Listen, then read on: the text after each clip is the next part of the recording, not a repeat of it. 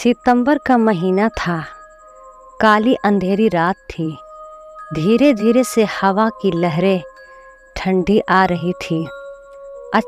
आकाश में बिजली चमक रही थी। महेंद्र चाचा अपने घर से दूर अपने खेतों में खाट में सोए थे। उनका खेत गांव के तालाब के पास था।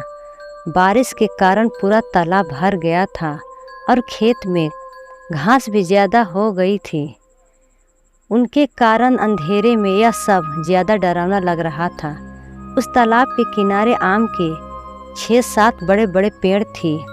आम के पेड़ की डालियों की आवाज़ भी काफ़ी डरावना लग रहा था। अचानक खेत में बंधी हुई भैंसों ने चिल्लाना शुरू कर दिया। महेंद्र चाचा को पता ही नहीं चल रहा था कि आखिर ये भैंसें ऐसा क्यों कर रही है। उन्हें लगा कि शायद ठंडी के कारण यह भैंसें ऐसा कर रही होगी। इसीलिए महेंद्र चाचा के खेत में चिमनी जलाई। उस चिमनी के उजाले में महेंद्र चाचा की नज़र उनके खाट पे पड़ी। उन्होंने देखा कि एक स्त्री उनकी खाट पे बैठी है। यह देखकर उनका शरीर डर के मारे कांपने लगा। उसी वक्त आकाश में बिजली का तेज झटका हुआ। वैसे तो महेंद्र चाचा बहादुर थे, लेकिन आज उन्हें भी थोड़ा डर लग रहा था। उसी वक्त काका ने आग में सूखी घास डाली और आग को ज़्यादा बढ़ाया। इसकी वजह से वह औरत ठीक से दिखाई दे रही थी। महेंद्र चाचा ने तापने के साथ बैठे बैठे ही बूम लगाई, कौन है?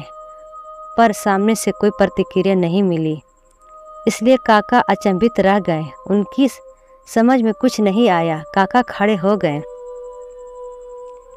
चाचा ने हिम्मत की और बोले, यहाँ से चली जाओ वरना यह लाठी से मार मार के तेरा सिर फोड़ दूंगा।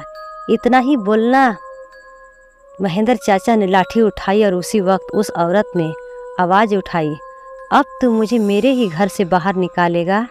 यहाँ पर तो मेरा बचपन गुजरा है। यह मेरा ही घर है। मैं यहाँ सालों से रह रही हूँ। यह सुनकर चाचा का डर और गुस्सा दोनों ही शांत हो गए। उन्हें लग रहा था कि मेरे सामने जो औरत खड़ी है उसे मैं जानता हूँ। उसकी आवाज़ भी जानी पहचानी लग रही थी। चाचा सोचने लगे कि आखिर यह औरत कौन है। अगर मैं इस औरत को जानता हूँ तो आखिर यह इतनी भयानक और विकराल रूप में क्यों है। अचानक, अरे यह तो ज्योति है, मेरी बड़ी बहन। बचपन में मैं और ज्योति साथ में ही खेत में चारा काटने का काम करते थे। अब महेंद्र चाचा को पूरी बात समझ में आ गई। यह ज्योति के बचपन की बात है। जब ज्योति 14 साल की थी तब इसी खेत में गांव के कुछ बच्चों के साथ खेल रही थी। दूसरे बच्चों की तरह ज्योति भी पेड़ पर चढ़कर एक डाल से दूसरे डाल पर छलांग लगा रही थी। अचानक ज्योति जिस डाल पर बैठी थी वह डाल टूटकर ज्योति मुंह के बल नीचे गिर गई। यह देखकर सारे बच्चे डर के मारे चिल्लाने लगे। बच्चों के चिल्लाने की आवाज़ सुनकर बड़े लोग वहां पहुंचे और ज्योति को उठा के अस्पताल ले गए। लेकिन तब तक काफ़ी देर हो चुकी थी। ज्योति की मौत हो गई थी।